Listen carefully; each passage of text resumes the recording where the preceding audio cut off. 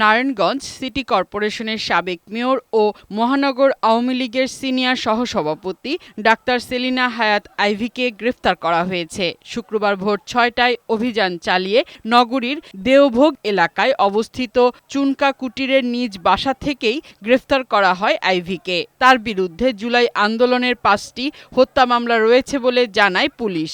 এরই মধ্যে সিদ্ধিরগঞ্জ থানার হত্যা মামলায় গ্রেফতার দেখিয়ে কারাগারে পাঠানো হয়েছে আইভীকে।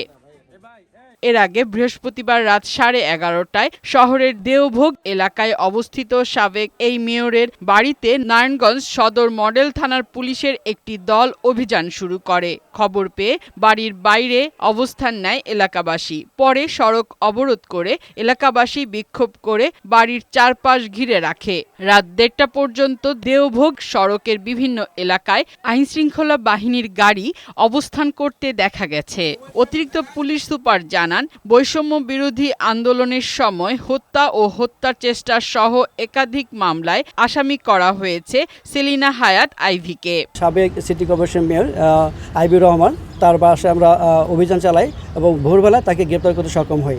তার নামে সিদ্ধিরগঞ্জ থানায় 3টি হত্যা মামলা এবং ফুতুল্লা থানায় একটি আদালত শিক্ষা মামলা রুজু আছে। আমরা সিদ্ধিরগঞ্জ থানায় একটি হত্যা মামলা তাকে গ্রেপ্তার দেখিয়েছি। গ্রেফতারের সময় সেলিনা হায়াৎ আইভী সাংবাদিকদের কাছে অভিযোগ করেন, পুলিশ গ্রেফতার পরোয়ানা না দেখিয়ে তাকে ধরে নিয়ে যাচ্ছে। বর্তমান যারা সরকার আছেন সাম্যের কথা বলেছেন, বৈষম্যের বিরুদ্ধে আপনারা আন্দোলন করেছেন, সরকার হটিয়ে নতুন সরকার এসেছেন, তাহলে কি এই বৈষম্য? তাহলে অনেস্ট রাজনীতির সততার কিসয় মূল্যায়ন? আইভীকে গ্রেফতার করে নিয়ে যাওয়ার সময় শহরের বিবি রোডের কালীরবাজার এলাকায় পুলিশের গাড়িবহরে হামলা করে দুর্বৃত্তরা।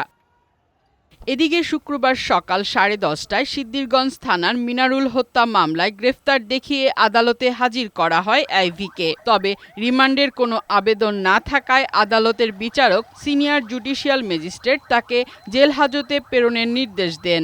আদালতে তোলা হয় এবং বিজ্ঞ আদালত জনাব মাইনুদ্দিন কাদের স্যার, বিজ্ঞ সিনিয়র জুডিশিয়াল ম্যাজিস্ট্রেট, তাকে জেল হাজতে প্রেরণের নির্দেশ দেন। ফারহানা শিমু, বৈশাখী সংবাদ।